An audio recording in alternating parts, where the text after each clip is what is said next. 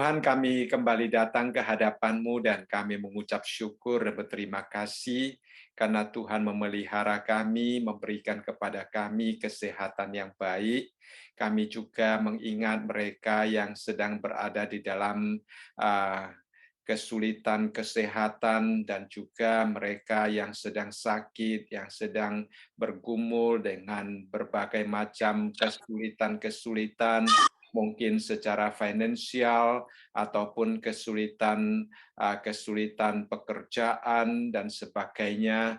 Tuhan, kami mohon Engkau menilik mereka, Engkau menghibur, menguatkan mereka. Kami juga bersyukur malam ini Tuhan, kami boleh kembali datang ke hadirat Tuhan untuk bersama-sama mempelajari firman Tuhan. Dan kami berdoa ya Bapa, kiranya Engkau dengan Roh Kudus-Mu menerangi hati dan pikiran kami, dan tolong kami dengan hati yang taat, dengan hati yang belajar. Kami mau dilengkapi dengan firman Allah supaya kami boleh menjadi saksi-saksi Allah yang lebih efektif di dalam kami membawa orang ke dalam kerajaan surga. Kami serahkan waktu kami sepenuhnya ke dalam tangan Tuhan. Di dalam nama Tuhan kami Yesus Kristus kami berdoa. Amin. Ya, kita malam ini akan kembali melihat dari kitab Roma. Ya, kita akan melihat dari pasal yang ke-10 dari ayat yang ke-12 sampai ayat yang ke-21. Nah, ini adalah satu bagian juga yang berbicara tentang orang Israel dan juga hubungannya dengan kita sebagai orang-orang bukan Yahudi. Ya. Nah, di dalam ayat yang ke-12 kita melihat di sini dikatakan sebab tidak ada perbedaan antara orang Yahudi dan orang Yunani. Karena Allah yang satu itu adalah Tuhan dari semua orang, kaya bagi semua orang yang berseru kepadanya.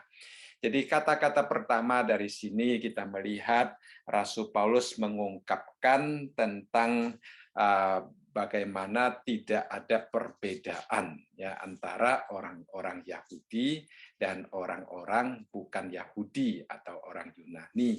Nah, mereka bersama-sama berdiri di dalam suatu level yang sama di mata Tuhan dalam hal menerima keselamatan, dalam hal diperkenankan oleh Tuhan ya.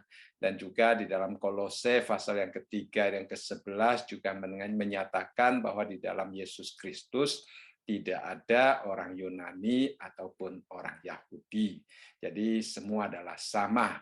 Jadi Tuhan tidak menyelamatkan atau menolak siapapun karena mereka adalah orang Yahudi atau orang bukan Yahudi ya. Tuhan akan menerima mereka asal di sini dikatakan mereka mau datang kepada Tuhan, berseru kepada Tuhan, dan kalau mereka mau menerima Injil yang Tuhan sediakan, mereka akan diselamatkan.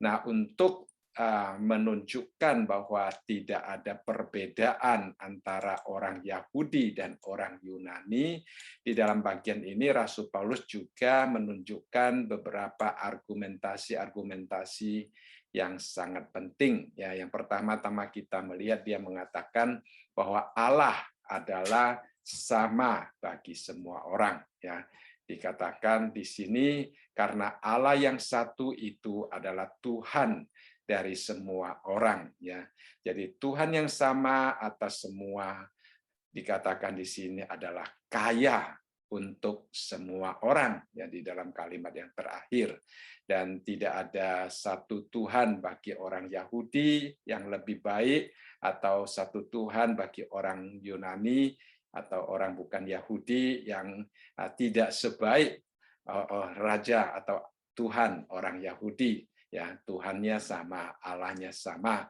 Jadi dia adalah Bapa daripada setiap orang yang mau percaya melalui Tuhan kita Yesus Kristus.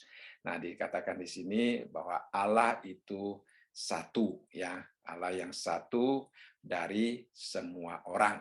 Nah, kalau kita melihat di dalam Keluaran pasal yang ke-34 ayat yang ke-6 dikatakan, berjalanlah Tuhan lewat dari depannya dan berseru, Tuhan, Tuhan Allah penyayang dan pengasih, panjang sabar, berlimpah kasihnya dan setianya. Jadi kita melihat di dalam kalimat terakhir tadi dikatakan bahwa Allah yang satu itu adalah Tuhan dari semua orang, kaya bagi semua orang yang berseru kepadanya. Nah, yang dimaksudkan dengan kaya di sini, kalau kita melihat dari Keluaran pasal yang ke-34 ayat yang ke-6, menunjukkan kepada kita bukan hanya kaya di dalam memberkati kita, tetapi juga kaya di dalam kasihnya, kaya di dalam kesetiaannya. Ya. Jadi dengan demikian dia menandakan tidak ada siapa yang boleh mengatakan karena saya adalah orang Yahudi, maka saya lebih baik daripada orang-orang bukan Yahudi, atau karena saya orang Yahudi, maka saya akan menerima berkat lebih besar, lebih banyak daripada orang-orang bukan Yahudi. Ya, jadi Rasul Paulus di sini mengingatkan kepada orang Yahudi maupun orang bukan Yahudi bahwa Allah yang kita sembah sebenarnya adalah sama, ya, adalah sama, asal kita mau datang kepada Dia melalui Tuhan Yesus. Lalu yang Yeskiel pasal yang ke-36 ayat yang ke-37 di sini dikatakan, beginilah firman Tuhan Allah, dalam hal ini juga aku menginginkan supaya kaum Israel meminta daripadaku apa yang hendak kulakukan bagi mereka, yaitu membuat mereka banyak seperti lautan manusia. Kita melihat di sini satu hal yang sangat penting, dikatakan bahwa Allah kaya bagi semua orang yang berseru kepadanya. Nah, penekanan berseru di dalam Rasul Paulus mempunyai hubungan yang sangat erat dengan apa yang dikatakan di dalam Yeskiel. Ya, Yeskiel juga menunjukkan bahwa Tuhan mau memberkati orang Israel, membuat mereka banyak seperti lautan manusia. Tetapi di sini dikatakan bahwa Tuhan menginginkan mereka meminta, ya, berseru kepadanya. Jadi berseru di sini merupakan satu hal yang sangat penting, ya. Lalu di dalam ayat yang ke-13 kita melihat juga dikatakan sebab, ya, sebab itu menunjukkan mengapa Rasul Paulus di dalam ayat yang ke-12 mengatakan bahwa Allah itu adalah satu dari semua orang, ya. Sebab apa? Sebab barang siapa yang berseru kepada nama Tuhan akan diselamatkan, ya.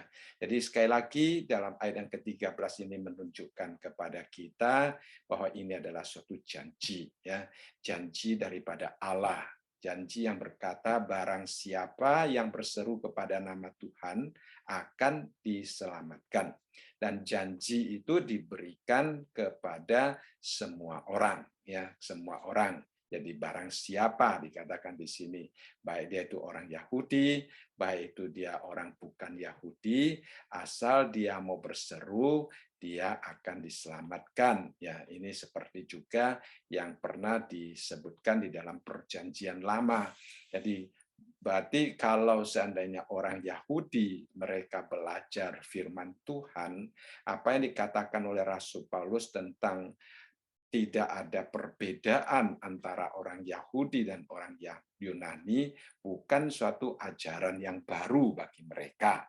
Tetapi karena orang-orang Yahudi mereka begitu bersuperiority, mereka merasa diri lebih baik daripada bangsa lain, sehingga mereka walaupun membaca, mungkin mereka tidak membaca dengan satu pengertian yang benar, sehingga mereka tidak pernah mengetahui bahwa orang-orang bukan Yahudi juga dikasih Allah, juga akan diselamatkan oleh Allah, ya. Padahal di dalam Yoel pasal yang kedua ayat yang ke-32 di sini dikatakan, dan barang siapa yang berseru kepada nama Tuhan akan diselamatkan. sebab di Gunung Sion dan di Yerusalem akan ada keselamatan seperti yang telah difirmankan Tuhan. Dan setiap orang yang dipanggil Tuhan akan termasuk orang-orang yang terlepas. Jadi di sini menunjukkan bahwa menyeru nama Tuhan itu merupakan suatu penyembahan, suatu ibadah, ya. Jadi bukan hanya merupakan suatu doa, itu melampaui suatu doa di hadapan Tuhan, tetapi kalau kita membaca konteksnya, hubungannya, ya, menyeru di sini sebenarnya merupakan suatu praktek ibadah kita kepada Tuhan, ya. Jadi termasuk dedikasi diri kita kepada Tuhan, kita menaruh pengharapan yang penuh kepada Tuhan yang merupakan Tuhan atas semua orang, ya. Jadi siapa saja yang berseru, dikatakan di sini, barang siapa yang berseru kepada nama Tuhan akan diselamatkan, ya. Jadi ini tidak hanya meminta dan mendapatkan sesuatu daripada Tuhan, tetapi juga mencakup, ya, berbagai macam berkat-berkat yang Tuhan sediakan, ya, mencakup keselamatan jiwa dan juga pertumbuhan secara kontinuitas di dalam Tuhan yang Tuhan sediakan bagi setiap orang yang mau mendedikasikan diri, yang mau beribadah, yang mau mempelajari firman-Nya, ya. Lalu kemudian kita melihat di dalam ayat yang ke-14, ayat yang ke-15, itu merupakan ayat-ayat yang sangat indah, dan saya percaya kita tentunya pernah atau sering, ya, mendengar ayat-ayat tersebut. Suatu dorongan kepada kita, baik orang Yahudi maupun orang Yunani, ya, untuk memberitakan Injil Allah kepada orang-orang yang masih hidup di dalam kegelapan. Jadi dalam ayat yang ke-14 dikatakan, tetapi bagaimana mereka dapat berseru kepadanya, ya. Jadi ingat di dalam ayat yang ke-13 dikatakan, sebab barang siapa yang berseru kepada nama Tuhan akan diselamatkan. Nah, Rasul Paulus setelah memberitahukan kepada mereka bahwa setiap orang yang berseru kepada Tuhan akan diselamatkan, lalu dia bertanya sendiri, ya, dia mengatakan, tetapi bagaimana mereka dapat berseru kepadanya jika mereka tidak percaya kepada Dia? Bagaimana mereka dapat percaya kepada Dia jika mereka tidak mendengar tentang Dia? Bagaimana mereka mendengar tentang Dia jika tidak ada yang memberitakannya? Lalu dalam ayat ke-15 dikatakan, dan bagaimana mereka dapat memberitakannya jika mereka tidak diutus, seperti ada tertulis, betapa indahnya kedatangan mereka yang membawa kabar baik, ya. Nah, inilah yang membuat orang-orang Yahudi sebenarnya merasa marah terhadap Rasul Paulus. Nah, bagian dari ayat yang ke-12 dan seterusnya yang menunjukkan bahwa Rasul Paulus tidak membedakan orang Yahudi dan orang Yunani, ya. Jadi orang Yahudi merasa mereka itu dihina, mereka itu dikecilkan, padahal mereka merasa mereka lebih baik dan merekalah yang berhak untuk menyembah kepada Tuhan, ya. Padahal kalau kita membaca firman Tuhan bukan demikian, ya, bukan demikian. Rasul Paulus di sini mengajak mereka kembali melihat, tetapi sayangnya tuh orang Yahudi pada waktu mendengarkan apa yang dikatakan oleh Rasul Paulus, mereka menjadi sangat iri hati, dan ayat-ayat selanjutnya kita melihat memang Tuhan memakai cara yang demikian untuk membuat mereka iri hati, ya.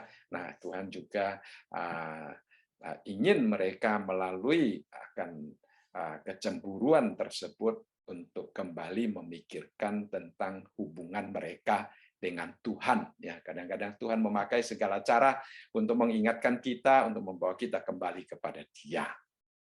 Baik, kita melihat kalimat yang pertama dikatakan, tetapi bagaimana mereka dapat berseru kepadanya jika mereka tidak percaya kepada Dia, ya. Jadi kecuali mereka percaya bahwa Tuhan itu adalah Allah mereka, ya. Jadi kita ingin menginjili seseorang, yang pertama-tama adalah kita menolong orang itu untuk mengenal Tuhan, ya. Nah, kadang-kadang ada orang salah ya di dalam menginjili, dia terlalu banyak bercerita tentang pengalaman pribadinya, ya. Banyak bercerita tentang hidupnya, ya.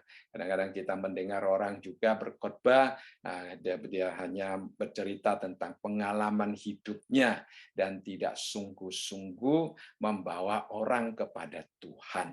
Tetapi kalau kita ingin memenangkan jiwa, ini adalah langkah yang sangat penting, ya, yaitu membawa seseorang mengenal Tuhan, ya, karena di sini dikatakan bagaimana mereka dapat berseru kepadanya jika mereka tidak percaya kepada Dia, ya.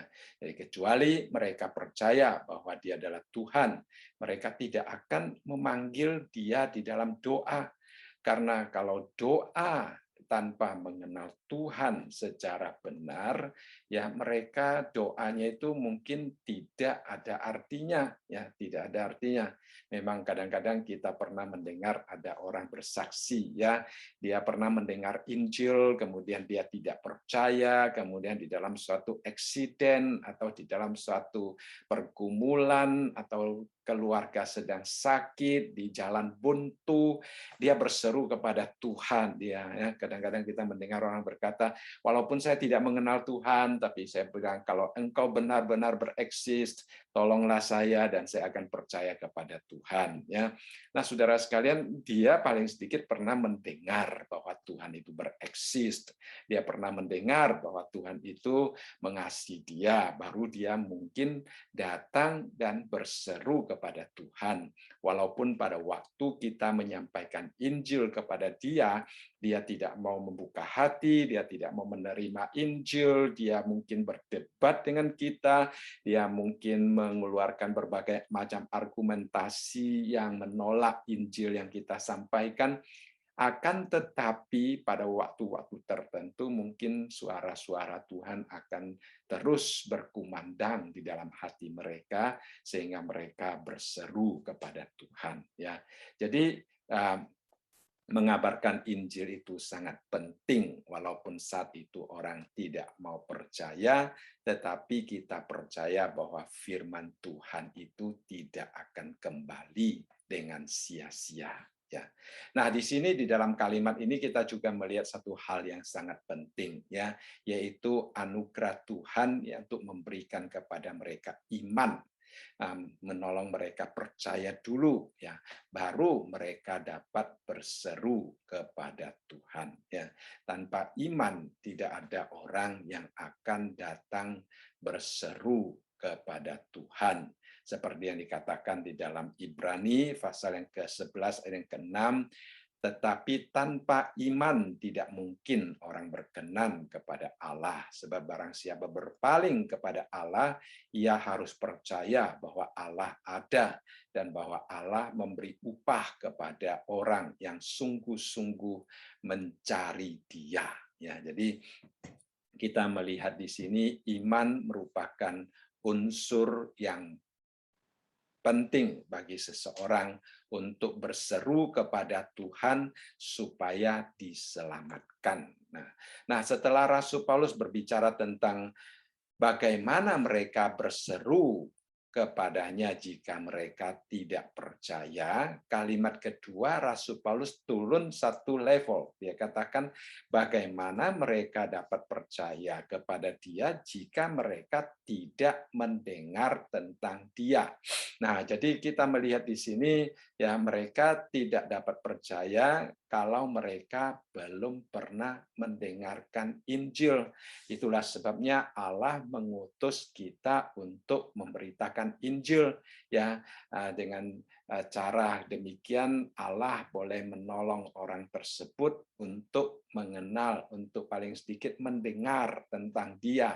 Ya, apakah dia meresponi atau tidak meresponi, tetapi tanggung jawab saudara dan saya adalah untuk memperkenalkan Tuhan, ya. Nah, di dalam Yohanes pasal yang ke-20 ayat yang ke-31 menunjukkan, tetapi semua yang tercantum di sini telah dicatat supaya kamu percaya bahwa Yesuslah Mesias, Anak Allah, dan supaya kamu oleh imanmu memperoleh hidup dalam namanya.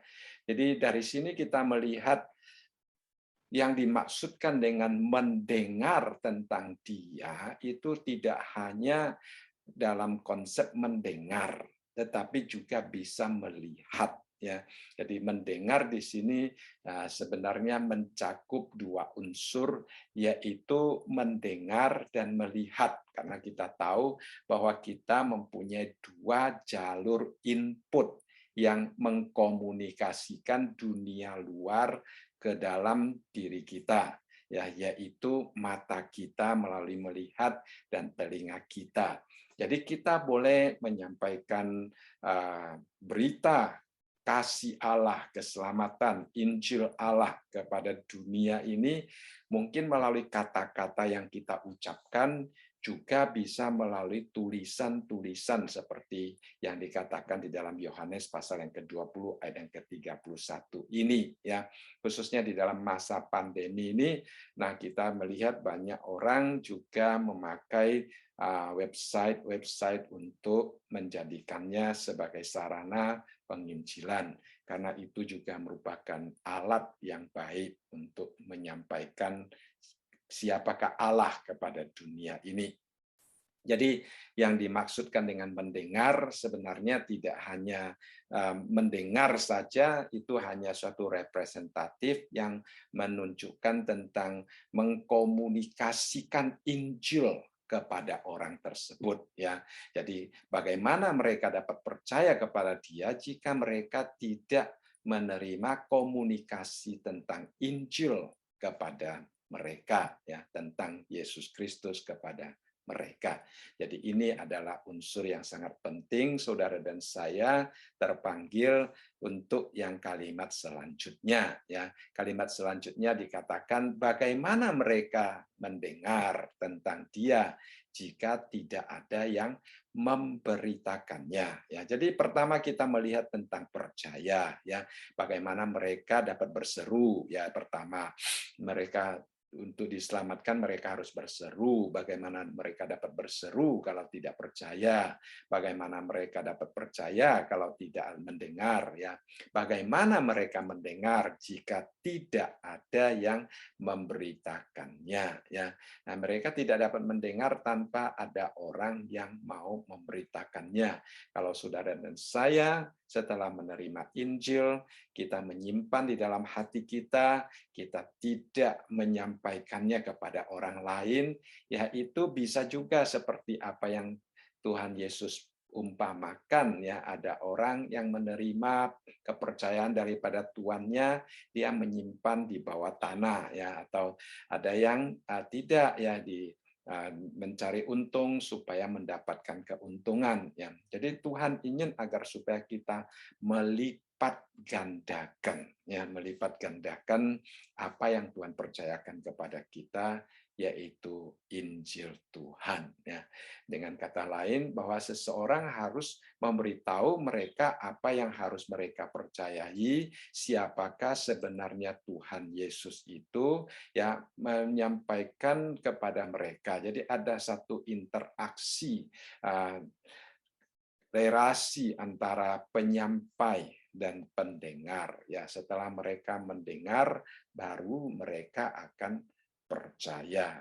Jadi kita hari ini sebagai anak-anak Tuhan, setelah kita diberkati Tuhan dengan firman-Nya, setelah kita diselamatkan oleh Tuhan, ya, kita seharusnya mempunyai satu jiwa, ya, satu jiwa untuk menyampaikan Injil. Itu adalah sesuatu hal yang sangat penting. Sebenarnya ini adalah sesuatu yang sangat alamiah, ya, sesuatu yang sangat alamiah. Mengapa saya katakan ini adalah sesuatu yang sangat alamiah? Karena ini sering terjadi di dalam hidup kita, ya. Kalau suatu hari kita ke restoran, kita makan restoran yang enak misalnya, ya, kita pasti akan kasih tahu orang lain, wah restoran itu enak, ya.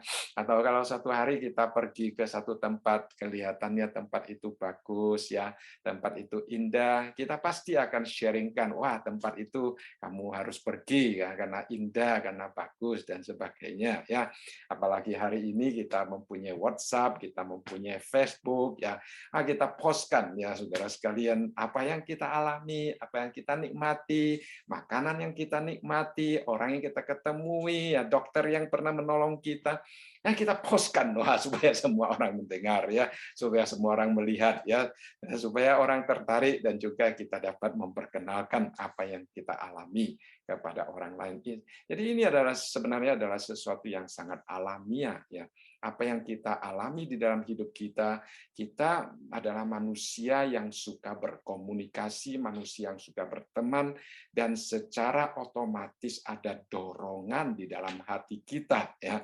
Bahkan mungkin kalau ada orang yang setelah foto kalau tidak dipostkan tidak bisa tidur mungkin, ya. Ya kalau seandainya sudah foto dan rasanya saya harus postkan di Facebook, kalau tidak ya saya belum apa namanya mengkomunikasikan apa yang saya alami kepada orang lain.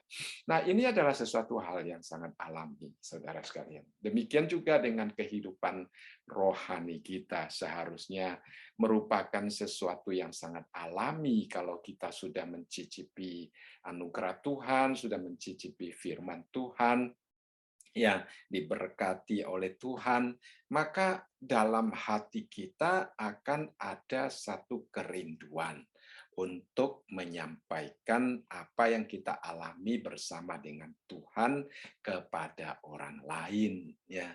Nah, cuma di dalam tulisan Rasul Paulus, di sini Rasul Paulus menanyakan satu hal lagi, ya, di dalam ayat yang ke-15, ya. Dikatakan, dan bagaimana mereka dapat memberitakannya jika mereka tidak diutus, ya. Ternyata Rasul Paulus juga menekankan tentang utusan, ya. Kalau kita men-sharingkan apa yang ada di dalam Facebook, apa yang di dalam WhatsApp, nah, apa yang kita alami dengan makanan dan minuman, tidak ada orang mengutus kita, kita akan otomatis pergi menyampaikannya. Nah, seharusnya Injil juga demikian, tapi di sini dikatakan bahwa kalau kita diutus, maka kita mempunyai satu atau mengemban suatu tugas atau mengemban satu posisi yang lain sebagai ambasador Kristus, ya. Nah, utusan di sini dalam pengertian kita sebagai ambasador, ya, untuk menyampaikan apa yang Tuhan ingin sampaikan. Jadi sekali lagi di dalam penginjilan kita tidak hanya men-sharingkan apa yang kita alami di dalam hidup kita tidak hanya men-sharingkan bagaimana perasaan kita, ya, tetapi kita sungguh-sungguh mau menyampaikan apa yang Tuhan ingin kita sampaikan. Itulah sebabnya untuk penginjilan kita juga perlu belajar, ya. Memang ada orang kadang-kadang terlalu mendorong orang menginjili sehingga mereka selalu berkata penginjilan itu gampang, tidak perlu belajar, tidak perlu persiapan, ya, apa yang kamu alami sampaikan aja. Tetapi saudara, ya, sebenarnya kalau kita ingin efektif dan efisien, kita juga harus belajar mempersiapkan diri sehingga di dalam menyampaikan sesuatu kepada orang lain, kita dapat menyampaikannya sesuai dengan apa yang dimaksudkan oleh Tuhan. Sesuatu yang sungguh-sungguh efektif yang boleh memimpin orang kepada Tuhan, ya. Jadi di sini dikatakan, dan bagaimana mereka dapat memberitakannya jika mereka tidak diutus. Ya, jadi sekali lagi mereka tidak dapat menyampaikan Injil kecuali mereka diutus. Kalau kita melihat apa yang dituliskan oleh Rasul Paulus di sini, ya, mereka ditugaskan, dan dalam beberapa hal ini ya kita melihat bahwa kita sebagai ambasador juga harus memenuhi syarat-syarat tertentu, ya, syarat-syarat tertentu. Misalnya kita sudah mempunyai relasi yang benar dengan Tuhan, ya, kita adalah ambasador, duta daripada Tuhan, maka kita harus sungguh-sungguh mempunyai hati yang taat pada mandat dan instruksi daripada Dia yang mengutus kita. Ya, jadi dengan kata lain, di dalam kita menyampaikan Injil, kita jangan menyampaikan sesuatu yang berbeda dengan konsepsi penginjilan, ya, dengan inti penginjilan. Ya, karena hari ini juga banyak orang bersemangat menginjili, tetapi mungkin mereka tidak menyampaikan Yesus Kristus. Ya, seperti dulu saya pernah mengatakan, banyak orang menyampaikan teologia kemakmuran misalnya, ya. Nah, ada dulu saya pernah cerita, ada seorang jemaat, dia datang kepada saya, dia bilang dia menginjili seorang pemilik restoran, ya, dan kemudian dia membawa pemilik restoran yang dari Hong Kong itu percaya kepada Tuhan, dia senang sekali, ya. Kemudian dia beberapa bulan kemudian dia bertemu dengan pemilik restoran itu, dan pemilik restoran itu berkata, saya tidak mau menjadi orang Kristen, katanya. Nah, dia bilang, waktu itu saya menginjili kamu baik-baik dan kamu bilang mau percaya, kenapa sekarang kamu tidak mau percaya lagi? Dia bilang, iya, karena kamu waktu itu bilang kalau saya percaya Tuhan Yesusmu, restoran saya pasti diberkati, katanya. Nah, sekarang saya setelah berapa bulan ini restoran saya tidak merasa diberkati, katanya. Nah, berarti Tuhanmu itu Tuhannya apa, katanya. Jadi salah, ya, Injil yang dia sampaikan itu salah. Dia tidak membawa orang kepada Tuhan Yesus untuk menerima keselamatan yang Tuhan sediakan, untuk membangun satu relasi yang benar dengan Tuhan, maka dia seolah-olah menyampaikan Tuhan Yesus itu seperti ilah uang mereka, ya. Jadi itu adalah konsep yang salah. Kadang-kadang kita harus sangat berhati-hati, ya. Itulah sebabnya dikatakan di sini kita diutus, ya. Kalau kita diutus, kita sebagai utusan, kita harus mempunyai suatu ketaatan pada instruksi dan mandat daripada Tuhan, ya. Kita melihat di dalam Matius pasal 9 ayat yang ke-37 dan 38, dikatakan, maka katanya kepada murid-muridnya, tuaian memang banyak tetapi pekerja sedikit. Karena itu mintalah kepada Tuhan yang mempunyai tuaian supaya ia mengirimkan pekerja-pekerja untuk tuaian itu. Jadi penginjilan atau membawa orang percaya kepada Tuhan, mereka yang masih hidup di dalam kegelapan itu diumpamakan seperti tuaian. Dan sebenarnya Tuhan yang mempersiapkan hati mereka seperti tuaian-tuaian itu sudah siap untuk dituai. Ya, Tuhan sendiri yang mempersiapkan hati mereka. Dan Tuhan yang mempunyai tuaian tersebut. Nah, di sini seringkali orang mempertanyakan, mengapa kita meminta kepada Tuhan yang punya tuaian untuk mengirim pekerja? Mengapa Tuhan yang mempunyai tuaian itu tidak langsung mengirim? Nah, saudara sekalian, ya, itulah Tuhan ingin memberikan kesempatan kepada kita untuk mengambil bagian di dalam penginjilan. Jadi paling sedikit tugas kita adalah mendoakan agar supaya banyak orang yang diutus. Ya, kita mendoakan, saudara sekalian, ya, kalau kita melihat ada jemaat-jemaat, ada saudara-saudara seiman yang diberkati oleh Tuhan dengan luar biasa, kita bersyukur untuk mereka, kita juga berdoa, Tuhan, apakah Engkau mau memakai hidupnya untuk dipakai, ya. Selain kita berdoa bagi diri kita sendiri supaya Tuhan menuntun kita, memimpin kita untuk menemukan orang-orang atau tuaian-tuaian yang Tuhan persiapkan bagi kita. Nah, kita juga berdoa bagi orang-orang yang ada di sekitar kita, rekan-rekan kita, ya, saudara-saudara seiman kita, supaya Tuhan juga menggerakkan hati mereka dan mengutus mereka untuk menuai, ya, tuaian-tuaian yang sudah siap ya. Jadi pertama-tama tugas kita adalah untuk mendoakan, ya kita juga mempunyai hati yang tulus, mempersembahkan diri kita supaya kita diperkenankan oleh Tuhan, ya yang mempunyai tuayan untuk menjadi pekerja di ladang Tuhan, ya. Jadi kalau Tuhan ingin mengutus seseorang, Tuhan sudah menentukan orang tersebut. Jadi pekerjaan itu Tuhan serahkan kepada orang tersebut, ya. Jadi mungkin tidak ada orang lain yang dapat mewakili dia untuk melakukan tuayan itu. Hubungan kita dengan Tuhan juga demikian, ya. Kita sebagai ambasador Kristus, kita yang harus pergi untuk memberitakan Injil, untuk pergi menuai tuayan-tuayan yang sudah siap, ya, yang sudah siap. Jadi kita berdoa, kita minta Tuhan menolong kita supaya baik gereja kita secara kolektif maupun diri kita sendiri secara individual sungguh-sungguh mempunyai kehidupan rohani yang produktif, ya. Artinya kita sungguh-sungguh mau keluar, ya, keluar dari comfort zone kita mungkin, ya. Karena menginjili seseorang bukan hal yang gampang, ya. Kadang-kadang kita harus keluar dari comfort zone kita. Kita harus mulai mengajak orang berbicara tentang Injil, ya. Kita boleh mendekati orang dan kita mungkin ditolak, kita mungkin ditertawakan, kita harus mempersiapkan diri kita. Jadi itu comfort zone itu kadang-kadang yang menghalangi kita untuk tidak melangkah keluar, ya. Ini adalah langkah yang pertama.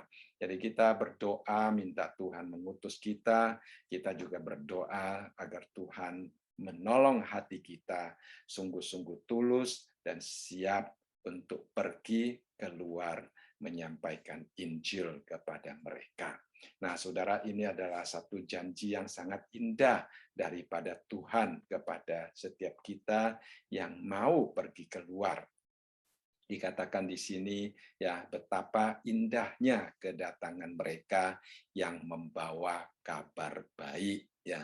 Jadi di dalam ini sebenarnya kutipan daripada Yesaya pasal yang ke-52, ya. Yesaya pasal 52 ayat yang ke-7 dikatakan betapa indahnya kelihatan dari puncak bukit-bukit kedatangan pembawa berita yang mengabarkan berita damai dan memberitakan kabar baik, yang mengabarkan berita selamat dan berkata kepada Sion, Allahmu itu Raja. Ya, nah, kita tahu ini adalah suatu gambaran tentang kedatangan seorang dari medan perang. Ya, di atas bukit mereka ada orang yang melihat apakah ada orang yang berlari datang untuk membawa kabar baik, kabar damai, kemenangan terhadap musuh.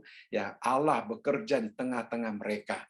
Jadi ini adalah pembawa berita dari medan perang. Orang-orang menantikan mungkin dengan sangat cemas, ya, memandang ke tempat yang jauh, dikatakan dari puncak bukit-bukit, ya, memandang dari jauh, mengamati dengan cermat, ya, hingga daerah-daerah yang mungkin terpencil sekalipun, ya, atau ya daerah-daerah yang tertutup, maka dia harus naik ke pebukitan atau pegunungan untuk melihat, mengharapkan ada seorang yang berlari kepada mereka untuk menyampaikan berita gembira itu. Dan kalau orang yang berlari datang, dikatakan betapa indahnya, ya, betapa indahnya kedatangan mereka yang membawa kabar baik, ya. Jadi Rasul Paulus di sini mengatakan, wah, orang yang memberikan kabar tentang kemenangan di peperangan itu sangat diharapkan, ya, sangat diharapkan. Kedatangan mereka merupakan sesuatu yang membawa sukacita, yang membawa penghiburan, ya, kepada orang-orang yang sedang menantikan, kepada bangsanya, kepada negaranya. Jadi di dalam mengabarkan Injil sebenarnya prinsipnya juga sama. Kedatangan kita sebenarnya merupakan suatu berkat yang besar, ya. Kedatangan kita seharusnya membawa suatu berkat yang besar bagi mereka yang membutuhkannya, ya. Nah, di dalam ayat yang lain di dalam Nahum juga dikatakan, lihatlah di atas gunung-gunung berjalan orang yang membawa berita, yang mengabarkan berita damai sejahtera. Di sini menggunakan istilah berita damai sejahtera.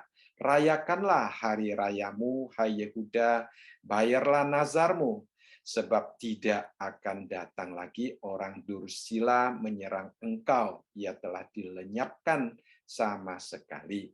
Jadi ini adalah suatu kabar damai sejahtera, kabar sukacita. Ya, jadi kita sebagai orang Kristen, kalau kita menyampaikan Injil kepada orang lain, kita sebenarnya membawa harapan yang sesungguhnya, membawa damai sejahtera yang sesungguhnya, membawa sukacita yang sesungguhnya yang daripada Tuhan. Dan kalau kita melihat dari prinsip ini, seharusnya orang-orang yang mendengarkan berita Injil yang kita sampaikan itu akan menyambut dengan sukacita dan antusias, karena Injil itu memberikan jalan baru di dalam hidup mereka, membawa mereka setahap demi setahap, misalnya mendengar, kemudian percaya, kemudian berseru, kemudian diselamatkan. Itu adalah tahap-tahap yang kita bawakan kepada mereka. Seharusnya mereka bersukacita.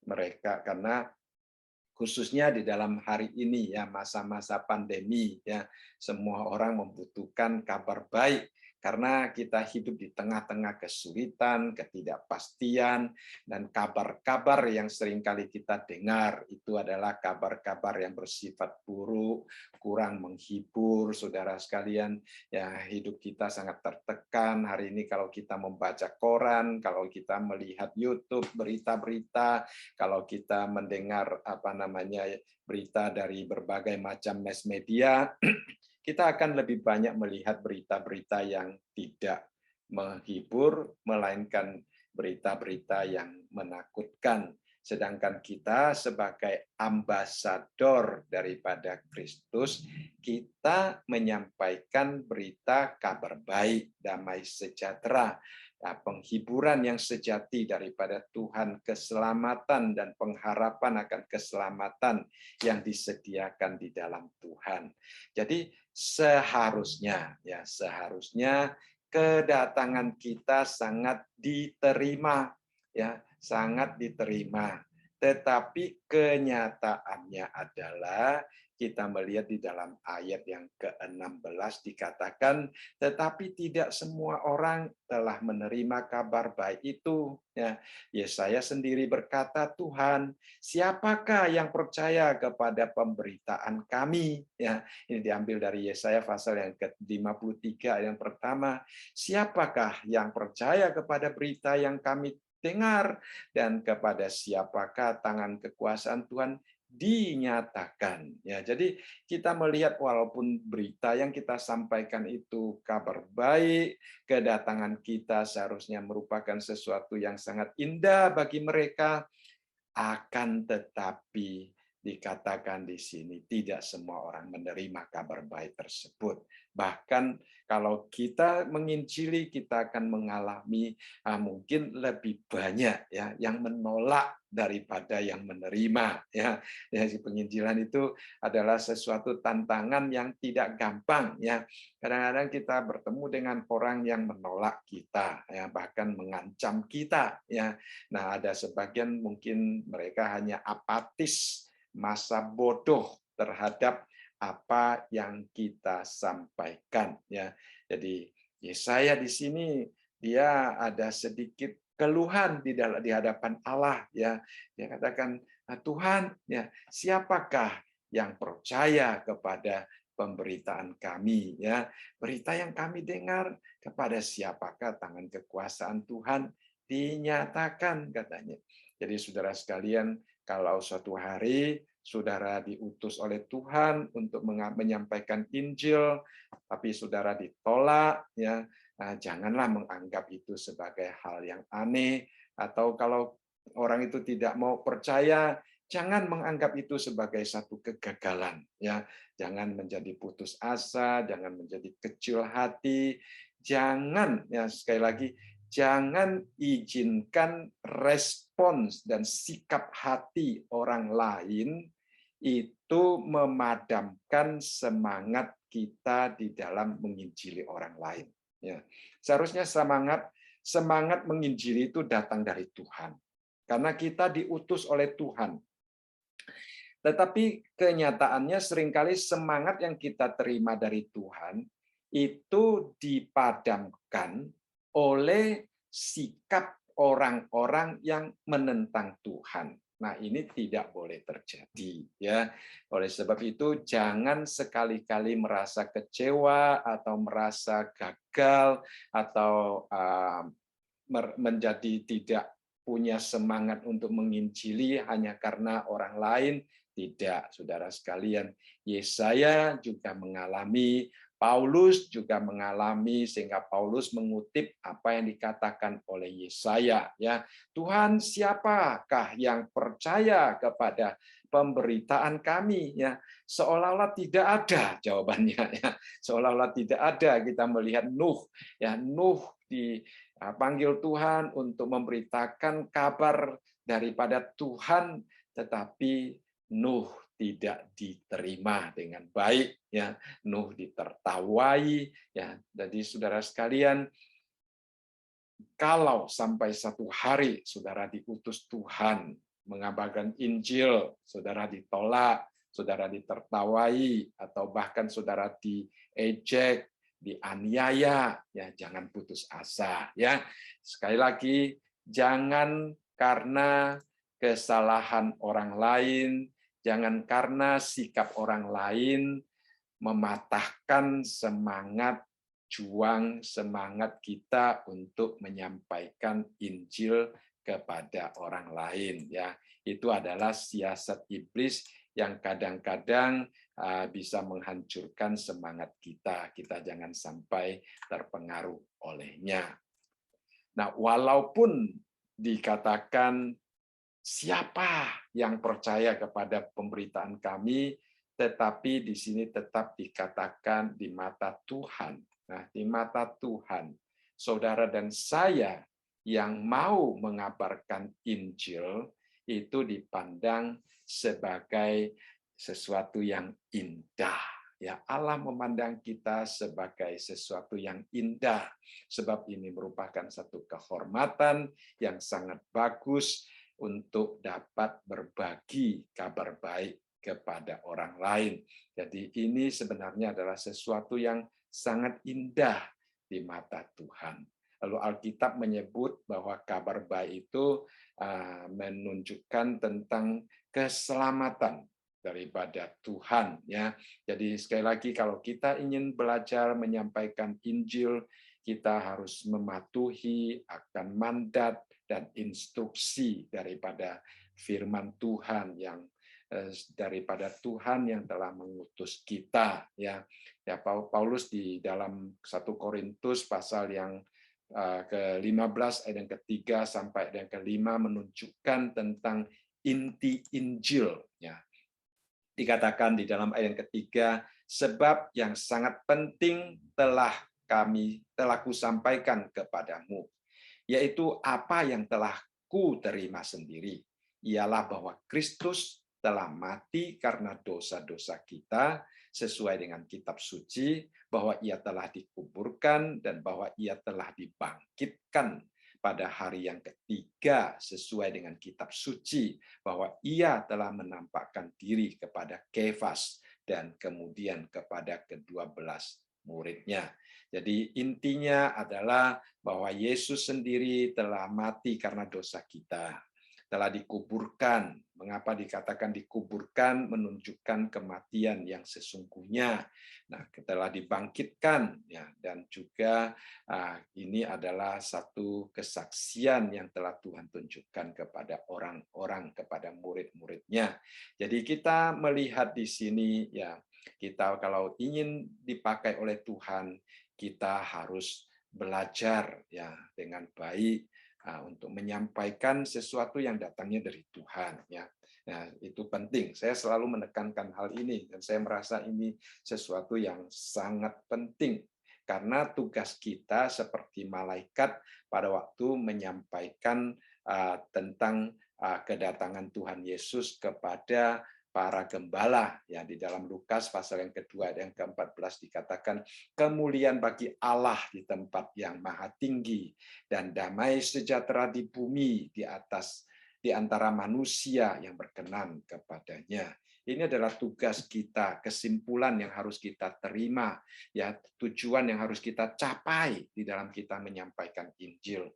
Kalau kita menyampaikan Injil kepada seseorang tidak membawa seseorang kepada kemuliaan Tuhan, ya, tidak membawa seseorang kepada mendapatkan damai sejahtera, berdamai kembali dengan Tuhan, dosa mereka diampuni, ya.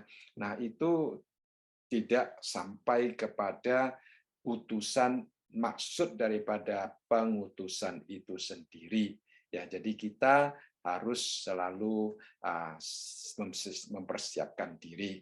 Jadi untuk menyimpulkan sedikit tentang apa yang kita pelajari dari ayat yang ke-12 sampai ayat yang ke-16, mungkin kita bertanya kepada diri kita sendiri, ya, kita bertanya kepada diri kita sendiri, adakah beban yang demikian di dalam hati saya, ya? Adakah saya merasakan suara Roh Kudus mengutus saya, ya? Adakah saya merasakan bahwa kalau saya tidak men-sharingkan akan Injil kepada orang-orang yang membutuhkannya, ya, hati saya tidak tenang, ya. Nah, seperti saya katakan tadi, kalau kita mengalami sesuatu, kalau kita makan sesuatu yang enak, kalau kita pergi ke tempat yang bagus, kita selalu ingin men-sharingkan kepada orang lain, ya. Nah, kalau Injil yang Tuhan berikan kepada kita, keselamatan yang Tuhan berikan kepada kita, seharusnya juga merupakan satu dorongan, ya, suatu dorongan di dalam hati kita, ya, sehingga kita kalau tidak melakukannya, kalau kita tidak mempunyai beban itu, tidak melangkah keluar, ya, beban itu akan terus mendorong kita, ya. Nah, kita bertanya kepada diri kita sendiri, ya, apakah saya mempunyai kerinduan yang demikian, ya? Adakah saya mau pergi supaya Injil diberitakan melalui saya, ya, supaya orang mengenal Tuhan melalui apa yang saya sampaikan kepada dia. Ya, apakah saya ingin menjadi seorang yang membawa sesuatu yang indah, ya, hidup saya merupakan suatu persembahan yang indah baik di mata Tuhan maupun di mata orang-orang yang saya injili, ya. Jadi kita perlu berdoa untuk diri kita sendiri dan juga seperti yang Tuhan Yesus katakan, kita berdoa kepada Tuhan karena tuaian sudah siap untuk dituai. Kita melihat dunia hari ini ya semakin bobrok. Pada waktu kita melihat dunia semakin banyak bencana, semakin banyak orang yang hidup jauh dari Tuhan, semakin banyak dosa-dosa yang dilakukan oleh manusia.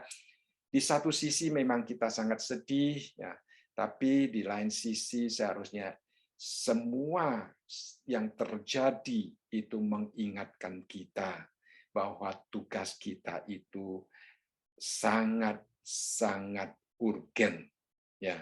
Tanggung jawab kita itu sangat-sangat urgen untuk menjadi utusan Kristus. Jadi kita kalau belum ada beban itu, kita berdoa, Tuhan, apakah Engkau mau mengutus saya untuk menjadi utusan-utusan Tuhan untuk menyampaikan berita keselamatan kepada orang-orang supaya mereka dapat berseru kepada Tuhan dan supaya mereka diselamatkan. Ya, jadi saya harapkan setelah kita melihat bahwa menginjili itu begitu penting karena dikatakan barang siapa yang berseru kepada nama Tuhan akan diselamatkan, tetapi di dalam ayat yang ke-14 dan ke-15 mengatakan beberapa pertanyaan, ya, bagaimana mereka dapat berseru jika mereka tidak percaya. Bagaimana mereka dapat percaya jika mereka tidak mendengar tentang Dia, dan bagaimana mereka mendengar tentang Dia jika tidak ada yang memberitakannya, dan bagaimana mereka dapat memberitakannya jika mereka tidak diutus. Biarlah kita sebagai orang-orang utusan ini ya untuk memberitakan Injil kepada mereka supaya mereka mendengarnya, supaya mereka percaya, dan supaya mereka berseru, dan supaya mereka diselamatkan. Ya, kita berdoa bagi diri kita sendiri, dan saya juga akan berdoa untuk saudara-saudara supaya ada beban yang demikian yang Tuhan tempatkan di dalam hati setiap kita. Ya, baik. Kita lanjutkan dengan ayat yang ke-17. Ya, di dalam ayat yang ke-17 dikatakan, jadi iman timbul dari pendengaran, dan pendengaran oleh firman Kristus. Jadi ini sebenarnya juga merupakan satu kesimpulan kecil untuk ayat-ayat sebelumnya. Dikatakan jadi iman timbul dari pendengaran. Nah, bukan hanya pendengaran ya, bukan mendengar apa saja, tetapi dikatakan yang didengar adalah firman Kristus, ya, firman Kristus. Jadi Paulus menunjukkan bahwa pemberitaan firman adalah cara yang dipakai oleh Tuhan sebagai jalan untuk menghasilkan iman kepada Tuhan Yesus. Ya, walaupun banyak orang setelah mendengar tidak percaya seperti yang dikatakan di dalam ayat yang ke-16. Namun mereka yang percaya adalah mereka yang sudah pernah mendengar Injil. Ya, ini kalimat penting ya. Walaupun banyak orang yang mendengar tidak percaya, tetapi orang yang percaya adalah orang yang sudah mendengar. Jadi untuk menolong orang mendengar itu adalah kunci, adalah langkah yang harus kita ambil. Ya, jadi kita harus sebagai orang percaya, kita harus menyampaikan Injil kepada mereka. Ya, Injil. Jadi dari sini kita melihat bahwa iman timbul dari pendengaran. Ya, tadi saya katakan kalimat selanjutnya dikatakan bahwa pendengaran adalah mendengarkan firman Tuhan. Ya, di dalam 1 Tesalonika pasal yang kedua ayat yang ke-13 dikatakan, dan karena itulah kami tidak putus-putusnya mengucap syukur kepada Allah, sebab kamu telah menerima firman Allah yang kami beritakan itu, bukan sebagai perkataan manusia, tetapi ya, dan memang sungguh-sungguh demikian sebagai firman Allah yang bekerja juga di dalam kamu yang percaya. Jadi Rasul Paulus di sini ya, dia tidak menyampaikan perkataan-perkataan manusia. Ingat, kita adalah utusan Kristus. Utusan harus taat menyampaikan mandat dan instruksi daripada yang mengutusnya. Rasul Paulus dia menyampaikan Injil dengan sangat berhati-hati karena dia tidak ingin membawa orang ke dalam kesesatan. Ya, jadi kita harus belajar firman Tuhan baik-baik, dan kita ingin supaya Tuhan memakai kita. Lalu kemudian kita melihat di dalam ayat yang ke-18. Ayat yang ke-18 dikatakan, tetapi aku bertanya. Nah, setelah Rasul Paulus menyampaikan semuanya itu, dia bertanya, ya, adakah mereka tidak mendengarnya? Ya, memang mereka telah mendengarnya. Suara mereka sampai ke seluruh dunia, dan perkataan mereka sampai ke ujung bumi. Ya. Dikatakan Paulus bertanya, adakah mereka tidak mendengarnya? Ya. Di sini menunjukkan pada mereka yang tidak percaya pada pemberitakan Injil, ya, seperti yang dikatakan di dalam ayat yang ke-16. Ya, mereka tidak, seolah-olah tidak mendengarnya, tetapi sebenarnya mereka sudah mendengarnya. Ya. Mereka setelah mendengar, mereka tidak mau percaya, walaupun tidak sedikit di antara mereka tidak dapat berdalih, tetapi mereka tetap tidak mau percaya. Seorang penulis menulis dengan sangat penting di sini. Dia mengatakan ya Tuhan akan memakai ketidakpercayaan seseorang untuk menghakimi orang tersebut. Ya, jadi Tuhan akan memakai ketidakpercayaan orang tersebut untuk menghakimi orang tersebut. Lalu kalimat kedua dikatakan, suara mereka sampai ke seluruh dunia dan perkataan mereka sampai ke ujung bumi.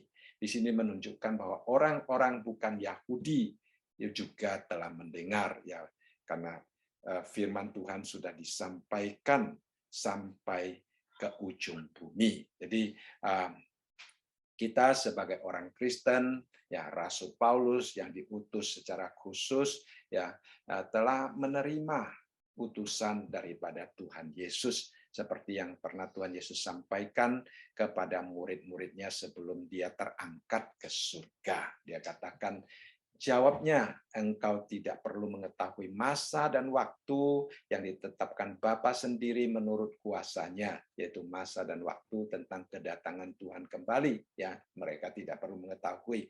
Tetapi yang perlu mereka ketahui, yang perlu mereka lakukan adalah ayat yang ke-18, ya, dikatakan, tetapi kamu akan menerima kuasa kalau Roh Kudus turun ke atas kamu, dan kamu akan menjadi saksiku di Yerusalem dan di seluruh Yudea dan Samaria dan sampai ke ujung bumi. Nah, pada waktu Tuhan Yesus menyampaikan akan perintah ini merupakan suatu janji Tuhan dan juga suatu perintah daripada Tuhan.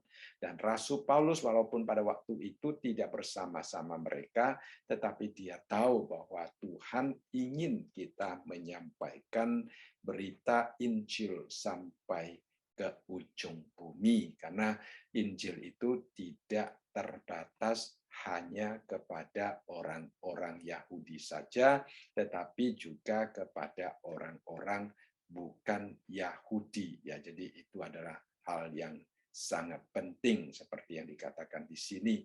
Dan di dalam Mazmur kita melihat, ya, pemazmur juga menunjukkan dalam Perjanjian Lama bahwa alam semesta ini dipakai, ya, untuk menyampaikan kebesaran dan kemuliaan Allah. Ya, alam semesta ini dipakai untuk menyampaikan kebesaran dan kemuliaan Allah. Dan di dalam Perjanjian Baru pada hari ini, kitalah yang dipakai oleh Allah untuk menyampaikan, untuk menceritakan kemuliaan Allah sampai ke ujung bumi, ya. Jadi dikatakan di dalam Mazmur, walaupun tidak ada suara karena alam semesta ini bereksis dan eksisnya sendiri sudah merupakan suara yang berkumandang, ya. Jadi kita sebagai orang Kristen juga demikian, ya. Kelebihan kita daripada alam semesta karena kita bisa menyampaikan suara kita, ya. Kalau alam semesta hanya bereksis dan eksisnya sendiri merupakan suatu berita, ya, kita sebagai orang Kristen juga di dalam eksistensi kita sendiri, ya, dalam pembawaan kita sendiri sebenarnya sudah merupakan satu berita kepada orang lain, ya. Jadi hidup kita, cara hidup kita itu seperti alam semesta yang menceritakan kemuliaan Allah. Dan kelebihan kita adalah kita dapat juga menggunakan kata-kata yang dapat dimengerti oleh orang untuk menyampaikan. Jadi di dalam Perjanjian Lama Tuhan memakai alam semesta ini untuk menceritakan kemuliaannya. Di dalam Perjanjian Baru Allah mengutus saudara dan saya untuk menyampaikannya. Lalu kita melihat ayat selanjutnya, ya. Dalam ayat yang ke-19 dikatakan, tetapi aku bertanya. Ya, di dalam ayat yang ke-18 dia berkata, tetapi aku bertanya. Ya, lalu kemudian di dalam ayat yang ke-19 dia juga menggunakan istilah yang sama, tetapi aku bertanya. Dia bertanya apa? Adakah Israel menangkapnya? Ya, pertama-tama Musa berkata, Aku menjadikan kamu cemburu terhadap orang-orang yang bukan umat dan membangkitkan amarahmu terhadap bangsa yang bebal, saudara sekalian ya. Nah, kita melihat di sini orang-orang bukan Yahudi itu dianggap sebagai bukan umat dan juga sebagai bangsa yang bebal, ya saudara sekalian. Jadi orang Israel pada waktu mendengar akan berita Injil yang disampaikan kepada orang-orang bukan Yahudi, dikatakan mereka akan menjadi cemburu, mereka akan menjadi marah, saudara sekalian. Ya, itulah sebabnya kita juga melihat bahwa orang-orang Yahudi itu sangat marah, ya, sangat marah. Dan Rasul Paulus di sini menggunakan dua bagian daripada Perjanjian Lama. Pertama dia mengatakan Musa berkata, ya. Nah, Musa berkata di dalam Ulangan pasal yang ke-32 ayat yang ke-21. Musa berkata di sini, mereka membangkitkan cemburuku dengan yang bukan Allah. Mereka menimbulkan sakit hatiku dengan berhala mereka. Sebab itu aku akan membangkitkan cemburu mereka dengan yang bukan umat dan akan menyakiti hati mereka dengan bangsa yang bebal.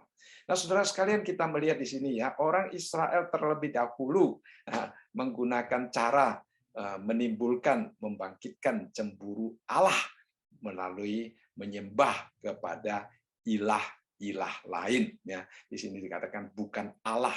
Lalu kemudian di bawahnya dikatakan bukan umat, ya. Lalu kemudian yang dikatakan berhala, nah, di bagian bawah dikatakan bangsa yang bebal, saudara sekalian. Ya. Jadi kita melihat di sini ada satu istilah Chinese dikatakan 用其人之道还其人之身, artinya memakai cara yang dipakai orang tersebut untuk membalas orang tersebut. Nah, kelihatannya Tuhan di sini juga memakai cara orang Israel untuk membalas orang Israel. Ya, orang Israel menyembah kepada yang bukan Allah untuk membangkitkan cemburu Allah. Sekarang Allah juga menunjukkan kasih-Nya kepada orang yang sebenarnya bukan umatnya, yaitu orang bukan Yahudi, termasuk saudara dan saya, ya saudara sekalian, untuk membangkitkan cemburu orang-orang Yahudi dan untuk membuat mereka sakit hati. Jadi orang-orang Israel pada waktu melihat orang-orang bukan Israel percaya kepada Tuhan, mereka cemburu, mereka sakit hati, sehingga kita melihat banyak ayat-ayat yang menunjukkan tentang perbuatan-perbuatan jahat yang dilakukan oleh orang-orang Yahudi, baik terhadap Paulus maupun terhadap gereja Tuhan. Nah, di dalam Kisah Para Rasul pasal yang ketiga 26 dikatakan, dan bagi kamulah pertama-tama Allah membangkitkan hamba-Nya dan mengutusnya kepada kamu, supaya Ia memberkati kamu dengan memimpin kamu masing-masing kembali dari segala kejahatanmu. Jadi di sini sebenarnya Tuhan sangat mengasihi orang Yahudi. Ya, mereka adalah pilihan pertama Tuhan, tetapi karena mereka tidak mau percaya kepada Tuhan, karena mereka tidak menghargai, menghormati akan pemilihan berkat yang Tuhan sediakan bagi mereka, maka mereka tidak mau menerima Tuhan. Ya, nah, Tuhan menggunakan cara untuk membangkitkan cemburu mereka. Sebenarnya tujuan adalah untuk membawa mereka kembali kepada Tuhan. Nah, saudara mungkin pernah mendengar tentang cerita tentang anak yang hilang. Ya, pada umumnya kita sangat berfokus kepada anak yang hilang itu sendiri, yaitu adiknya. Ya, dan kita tidak terlalu banyak mendengar orang berbicara tentang kakaknya. Ya, sebenarnya kakaknya pada waktu melihat adiknya pulang menjadi marah. Tuhan Yesus sebenarnya sedang bercerita tentang orang-orang Israel, orang-orang Yahudi, ya, yang melihat orang-orang bukan Yahudi percaya kepada Tuhan, mereka menjadi marah, ya.